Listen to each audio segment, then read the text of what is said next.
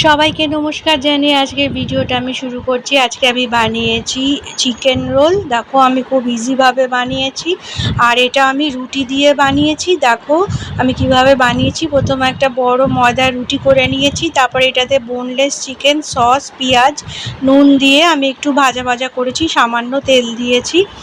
আর তারপরে আমি এটা রুটির মধ্যে দিয়ে দেবো। তো দেখো আমি, তোমরা যদি চাও এটার মধ্যে একটু ডিম ভেঙে দিয়ে দিতে পারো ভুর্জি করে।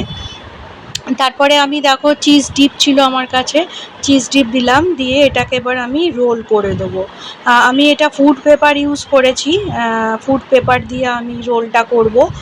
দেখো আমি ফুড পেপারের ওপরে রেখেই এটা রোল করছি, যাতে সুবিধা হয় রোলটা বানাতে। এখন আমার রোলটা হয়ে গেছে। আমি দুটো ভাগে এটা ভাগ করে দিয়েছি মাঝখান থেকে, আর এটা আমি লাঞ্চ বক্সে দিয়েছি। এটা খাওয়া খুবই হেলদি।